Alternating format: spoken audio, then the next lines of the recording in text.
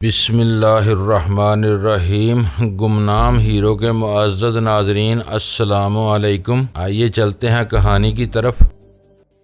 میں پیٹر کا آہنی پائپ استعمال کرنا چاہتا ہوں۔ ہمارا خیال اگر درست تھا، اس آلے کا سیاہ بٹن آن کیا جائے تو یہ بارود کا سراغ لگا کر سگنل دینے لگتا ہے، اور سرخ بٹن آن کیا جائے تو یہ ایک تباہ کن ٹائم بم میں تبدیل ہو جاتا ہے۔ اسے کہیں بھی پھینک دیا جائے تو یہ صرف 30 سیکنڈ کے بعد پھٹ کر تباہی پھیلا دیتا ہے۔ اس کے ذریعے تمہارا تھیلا چیک کرنا چاہتا ہوں۔ میں تلخ انداز میں ہنس پڑا۔ اس کا مطلب ہے کہ تمہیں میرے دعوے پر شبہ ہے۔ چلو تم بھی اپنا ارمان پورا کر لو، لیکن اس بات پر یہ آہنی ڈنڈا میرا ہو جائے گا۔ مجھے نت نئے بارودی شعبے اکٹھے کرنے کا شوق ہے۔ غالباً یہ امریکہ کا بنا ہوا ہے۔ ہمارے درمیان تناؤ اور سرد مہری میں کافی حد تک کمی آ چکی تھی۔ میں اپنا کھیل کھیل رہا تھا، اور ایلن شاید یہ آس لگائے ہوئے تھا کہ میری نظر ثانی شدہ شرائط پر عمل کر کے وہ مجھ سے دوستی کا وعدہ کرے گا اور مجھے کارڈیو سوچ الگ کرنے پر آمادہ کرنے کی کوشش کرے گا۔ اس مصیبت سے نجات پاتے ہی وہ ہم دونوں پر آتشی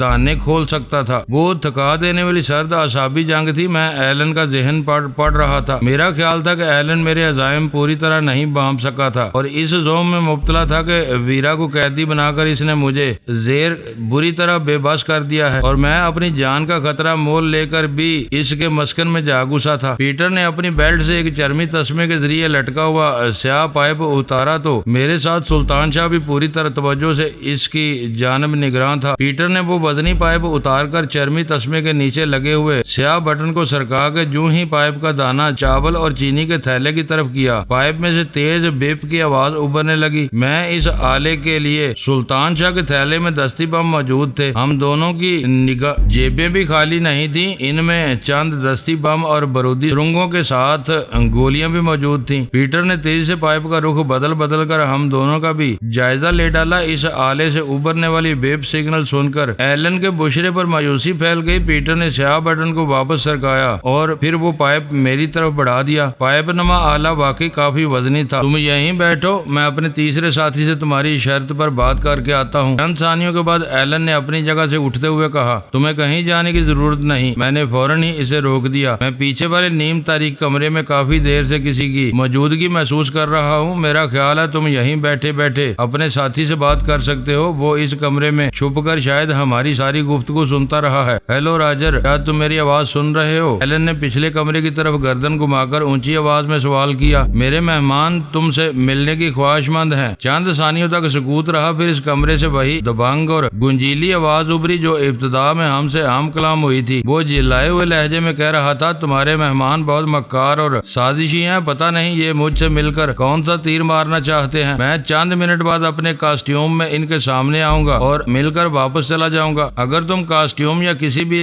لباس میں آ رہے ہو تو اتنا شرمانے کی کیا ضرورت ہے؟ میں نے بلند آواز میں بے تکلفی سے کہا، اور ان دونوں کے چہرے یوں فاق ہو گئے جیسے میں نے کوئی بڑی گستاخی کر ڈالی ہو۔ ایلن اپنی انگلی کے بے تابانہ اشاروں سے مجھے خاموش کرانے کی کوشش کر رہا تھا، مگر میں اسے نظر انداز کر کے بولتا رہا، ہم تمہیں کوئی تیر ماریں گے نہ تمہاری آبرو خراب کریں گے۔ ہم صرف یہ جاننا چاہتے ہیں کہ ایلن کس قسم کے لوگوں سے میل جول رکھتا ہے۔ تم گستاخ اور زبان دراز بھی ہو۔ نیم تاریک کمرے سے ایک گراہٹ ابھری۔ کاش تم ایلن کے مہمان نہ ہوتے، پھر میں بتاتا کہ بعض زبانوں کے ساتھ کیا سلوک کیا جانا چاہیے۔ ہم بن بلائے مہمان ہیں راجر ڈارلنگ، میں نے اسے مزید مشتعل کرنے کی کوشش کرتے ہوئے کہا۔ تم کوئی لحاظ کیے بغیر اپنے دل کی بڑھاس نکال سکتے ہو۔ میرا ساتھی کئی دن سے تھوڑی سی جسمانی ورزش کی ضرورت محسوس کر رہا ہے۔ اس کے بھی ہاتھ پیر کھل جائیں گے۔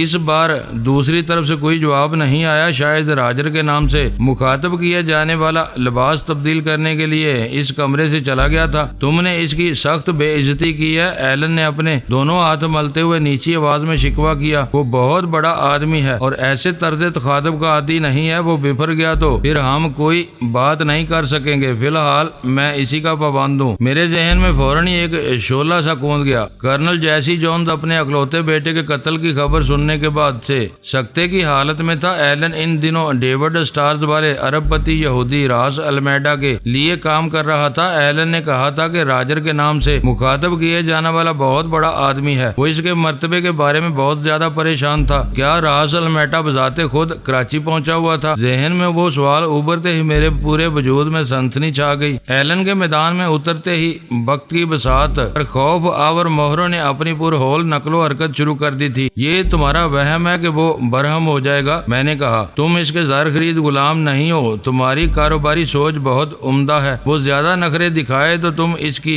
دی ہوئی رقم لوٹا کر کھڑے کھڑے معاہدہ ختم کر سکتے ہو۔ تم چند ہفتوں میں اس سے بھی کہیں زیادہ کما لو گے۔ تم اس کی توہین کر کے میرا دماغ معاف کر چکے ہو، اب مجھے اس کی طرف سے بھڑکانے کی کوشش مت کرو۔ پیسے لوٹانے سے بڑی بے عزتی ممکن ہی نہیں ہے۔ وہ میرا دشمن ہو گیا تو تمہارے ساتھ میں بھی اس کے عتاب میں آ جاؤں گا۔ وہ اتنا ہی بارسوخ ہے تو اس نے تمہاری خدمات کیوں حاصل کی ہیں؟ میری پوری کوشش تھی کہ اس شخص کے آنے سے تک میں ایلن کو اکسا کر بولنے پر مجبور کرتا رہوں تاکہ میری معلومات میں اضافہ ہوتا رہے۔ ہر گزرتے ہوئے لمحے کے ساتھ میرے اس یقین میں پختگی آتی جا رہی تھی کہ ایلن کا تیسرا ساتھی راس المیڈا تھا، جو معاملات کی براہ راست نگرانی کے لیے نیو یارک سے کراچی پہنچا ہوا تھا۔ اپنے ٹھکانے پر وہ بہت مضبوط اور بارسوخ ہے۔ ملک سے باہر اس کی مجبوریاں آڑے آ رہی ہیں۔ بولتے بولتے وہ یک لخت خاموش ہو گیا اور پھر چونک کر بولا، مگر میں تم کو یہ سب کیوں بتا رہا ہوں؟ ابھی تک تم میرے حریف ہی ہو۔ خدا کے لیے اب میرا دماغ مت چاٹو، اور ہاں، راجر کے سامنے ذرا اپنی زبان اور کھوپڑی پر قابو رکھنا۔ کیا اس کا نام واقعی راجر ہے؟ میں نے معنی خیز لہجے میں سوال کیا۔ وہ مجھے پھاڑ کھانے والی نظروں سے گھورتا رہا، لیکن منہ سے کچھ نہ بولا۔ میں نے وقت گزاری کے لیے سگریٹ سلگا لی۔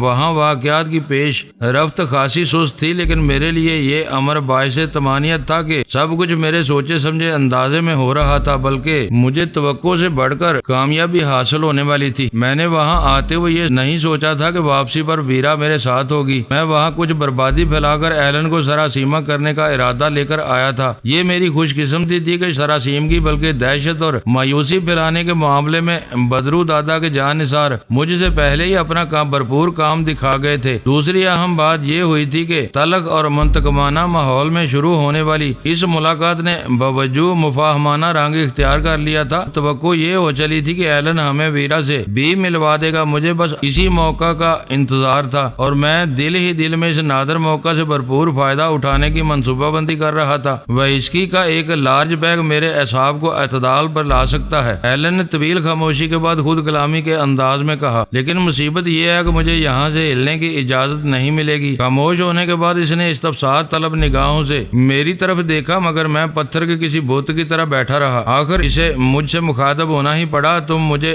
ذرا سی چھوٹ دے سکتے ہو؟ تم خود بہت سمجھدار ہو، میرے کچھ کہے بغیر ہی پوری بات سمجھ چکے ہو۔ میں نے تمہاری شرط پوری کر دی، تم دونوں میری شرائط پوری کر دو تو ہم ہر معاملے میں برابری سے بات کر سکیں گے۔ فی الحال تو مجھے تمہاری سنکی آقا کی فکر ہے، کہیں وہ اپنے ساتھ توپ ہی نہ لے آئے۔ میں پھر کہہ رہا ہوں کہ اپنی زبان پر قابو رکھو۔ اس نے تمہاری یہ ہردہ سرائی سن لی تو وہ اپنی جان کی پرواہ کیے بغیر تمہارے جسم پر پورا میگزین خالی کر دے گا۔ کیوں اپنے ساتھ ہمیں بھی مروانے پر تلے ہوئے ہو؟ اس وقت وہ واضح طور پر سہما ہوا نظر آ رہا تھا۔ اگر وہ اس حد تک خوشامد پسند ہے تو تم دیکھنا کہ میں کس طرح اس کی چاپلوسی کرتا ہوں۔ وہ اپنے آپ کو اپنا باپ نہ سمجھنے لگے تو میرا نام بدل دینا۔ اب تم کوئی نیا گول کھلاؤ گے؟ وہ بے بسی سے بولا۔ تمہیں اس سے لڑنے کی ضرورت ہے، نہ اس کی خوشامد کرنی ہے۔ وہ تمہاری فرمائش پر آ رہا ہے، بلکہ یہ تمہاری ضد تھی۔ اب ایلن نے بولتے بولتے اپنا منہ بند کر لیا، کیونکہ اندرونی کمرے میں بے آواز جوتوں کی ہلکی سی دھمک سنائی دے رہی تھی۔ چند ہی ثانیوں میں ایک گرانڈیل اور قد آور نقاب پوش ڈرائنگ روم میں آ گیا۔ اس کے سر سے پیر تک پورے جسم پر چست سیاہ لباس اس طرح منڈا ہوا تھا کہ اس کے جسم کا کوئی حصہ نظر نہیں آ رہا تھا۔ چہرے پر منڈے ہوئے نقاب میں آنکھوں اور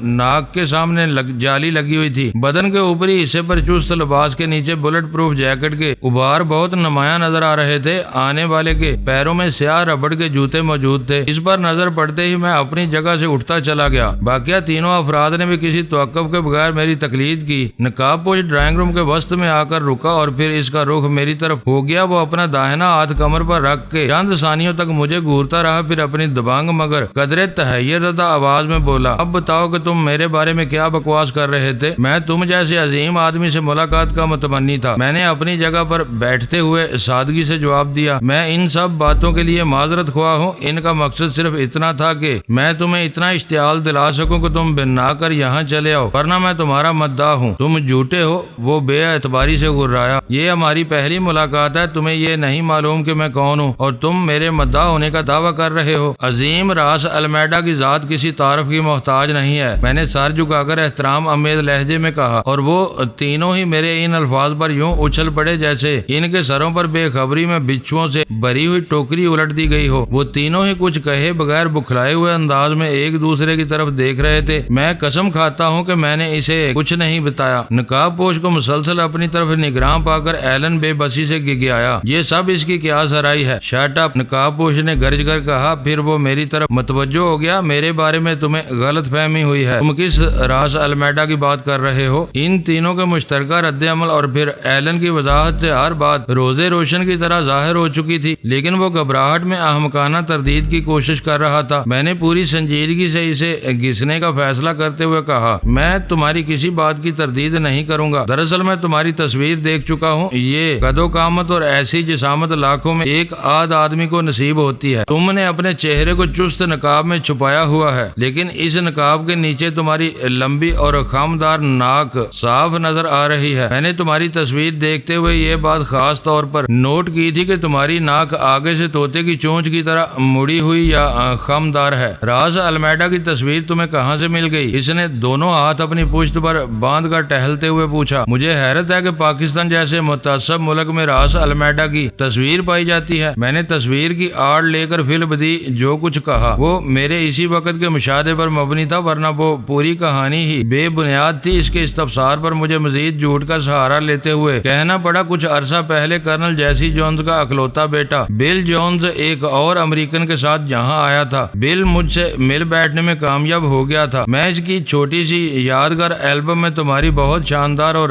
رنگین تصویر موجود تھی۔ جب میں نے اس تصویر کی تعریف کی تو بل نے پہلی بار تمہارا نام لے کر مجھے بہت کچھ بتایا۔ اسی وقت سے میرے دل میں تم سے ملنے کی آرزو پروان چڑھ رہی تھی۔ جب تک میں تمہارے سامنے نہیں آیا تھا تم کیا سمجھ کر مجھے اشتعال دلا رہے تھے؟ ایلن ایک خود سر آدمی ہے، یہ آج کل تمہارے لیے کام کر رہا ہے، یہ تمہارا جتنا زیادہ احترام کر رہا تھا اس کی بنا پر مجھے شبہ ہو گیا کہ تم یہاں آئے ہوئے ہو۔ بل جونز کا البم اب کہاں ہے؟ راس المیڈا کی آواز سے فکر مندی مترشح تھی۔ جنونی مسلمانوں کے غیر متوقع رد عمل کی وجہ سے میں ہمیشہ پس منظر میں رہتا ہوں، ٹی وی اور اخبارات میں میری کوئی تصویر نہیں آتی، میں اس بارے میں بہت زیادہ احتیاط سے کام لیتا ہوں، پھر میری سمجھ میں نہیں آتا کہ بل کے پاس میری تصویر کہاں سے آ گئی، میں تو کبھی اس سے ملا بھی نہیں تھا، مجھے البم کے بارے میں کچھ علم نہیں، بل اسے اپنی جیب میں لیے پھرتا تھا، ہو سکتا ہے کہ اسے وہ تصویر اپنے باپ سے ملی ہو۔ کرنل جیسی جونز تو تمہارے ہم عصروں میں شامل ہے اور شاید تمہارے لیے کام بھی کرتا رہا ہے۔ ایلن نے اس کی مشکل آسان کرنے کی کوشش کرتے ہوئے کہا، ایسی تصاویر کبھی نہ کبھی انسان کے کام آ ہی جاتی ہیں، میری وہ تصویر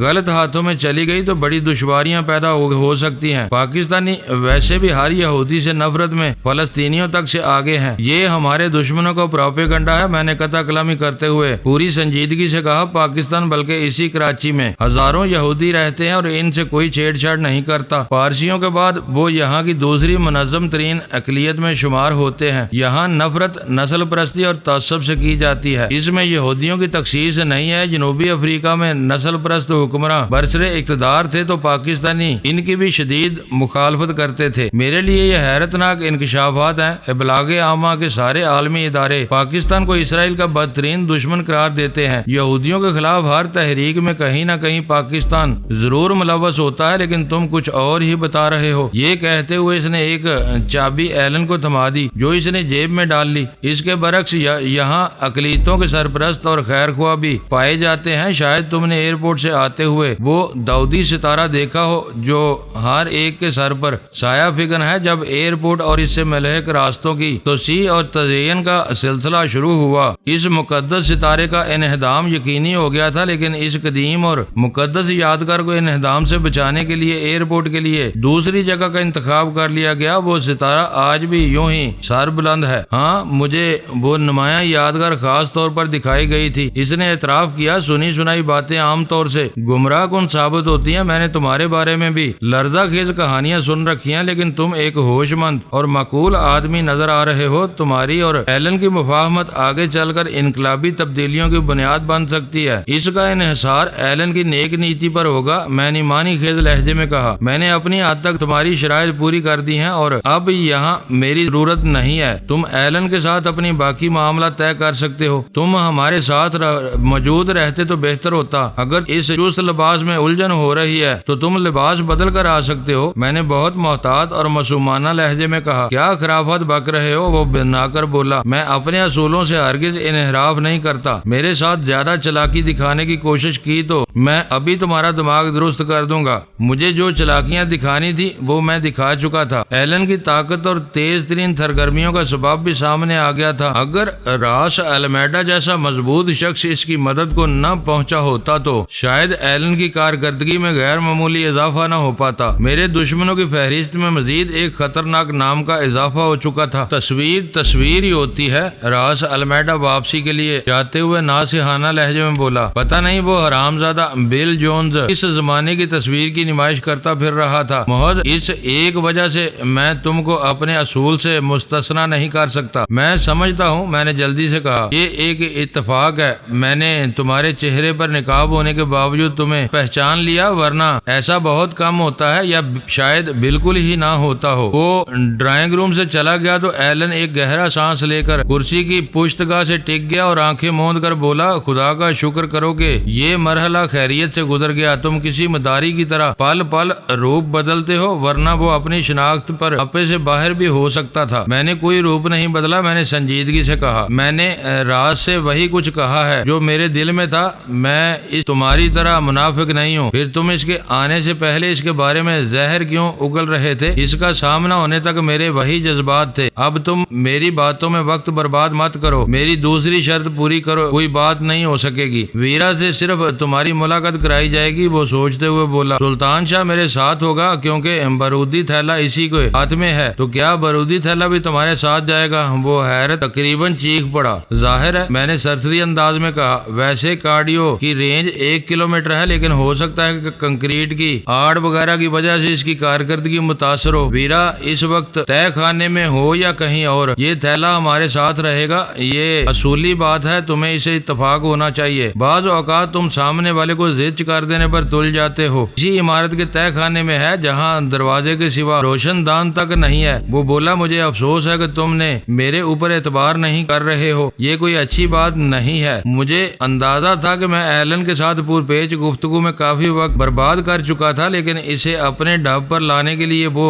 محنت ناگزیر تھی۔ میں نے باتوں ہی باتوں میں اس سے بہت کچھ اگلوا لیا تھا۔ یہ مذاکرات ہی کا نتیجہ تھا کہ وہ میرے خون کا پیاسا ہونے کے باوجود مجھے مقید ویرا سے ملانے پر آمادہ ہو گیا تھا۔ تھوڑی سی تکرار کے بعد ہم چاروں اس مکان کے اندرونی حصے کی طرف بڑھنے لگے۔ اندر سے مکان خالی اور ویران پڑا ہوا تھا۔ ہم مختلف راستوں سے گزرتے ہوئے ایک تنگ راہداری میں پہنچ گئے جہاں چھوٹی سی جگہ میں 3 مضبوطی چوبی دروازے مقفل تھے۔ ان میں سے ایک دروازہ عمارت سے نکاسی کے لیے استعمال کیا جا سکتا تھا، باقی 2 دروازے نیچے اور اوپر جانے والے زینوں کے سرے پر موجود تھے۔ ایلن نے وہاں پھیلی ہوئی ناکافی روشنی میں اضافہ کرنے کے لیے ایک بلب آن کر کے اپنی جیب میں ہاتھ ڈالا۔ اس کا ہاتھ باہر نکلا تو اس میں ایک چابی کے ساتھ ہی سیاہ رنگ کا امباری ریوالور بھی موجود تھا۔ یہ کیا حرکت ہے؟ میں نے چونک کر اس سے سوال کیا۔ اصول کی بات ہے، تمہاری اور ویرا کی ملاقات ختم ہونے تک میں مسلح اور تیار رہنا چاہتا ہوں، وہ تندیا پیرائے میں بولا۔ یہ اصول پرستی تم ہی نے مجھے سکھائی ہے۔ وہ دروازے کا ہاضمی قفل کھول کر سیلن زدہ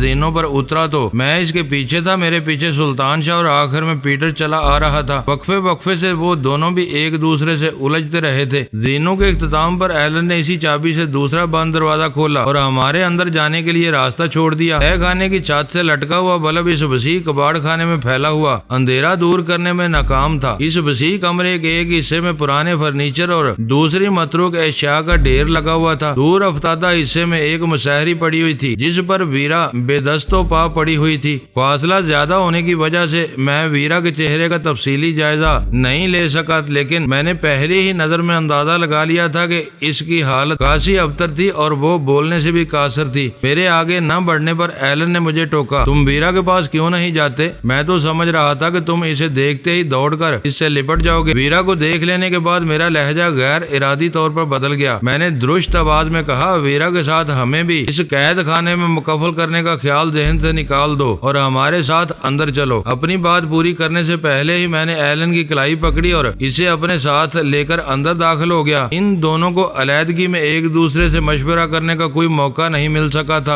جو پلان تھا وہ ایلن کے ذہن میں محفوظ تھا۔ اس کے بے بس ہوتے ہی پیٹر بھی اندر آ گیا۔ سلطان شاہ نے اپنا تھیلا فرنیچر کے ڈھیر کے پاس رکھ دیا اور میرے ہاتھ سے آہنی پائپ لے لیا۔ تہہ خانے میں اس قدر حبس اور تعفن تھا جیسے اسے برسوں بعد کھولا گیا ہو۔ ویرا کے ہاتھ اور پیر رسیوں سے جکڑے ہوئے تھے اور دانے پر چوڑا ٹیپ اتنی مضبوطی سے چپکا ہوا تھا کہ وہ کوئی آواز نہیں نکال سکتی تھی۔ اس کی داہنی آنکھ کے نیچے نیل کا نشان تھا۔ چہرے پر بھی ورم نظر آ رہا تھا، مگر میں نے یہ چیز خاص طور پر نوٹ کی کہ بستر کی چادر زیادہ شکن آلود نہیں تھی۔ مجھے دیکھ کر حیرت سے اس کی آنکھیں پھیل گئی تھی۔ اگر ویرا نے سارا وقت اسی حالت میں اس مسحری پر گزارا ہوتا تو چادر کی حالت ابتر ہو چکی ہوتی۔ صاف معلوم ہو رہا تھا کہ اسے کچھ ہی دیر پہلے اس بستر پر منتقل کیا گیا تھا۔ وہ حرکت صرف اور صرف راز المیڈا کی ہو سکتی تھی۔ اگر وہ لوگ کسی تدبیر سے ہم تینوں کو اس تہہ خانے میں بند کرنے میں کامیاب ہو جاتے تو دنیا کی کوئی طاقت ہمیں دردناک موت سے نہیں بچا سکتی تھی۔ تہہ خانے کی آگ دکھا کر وہ کرائے کے اس مکان سے غائب ہو جاتے اور ہمیں بھیانک شعلوں میں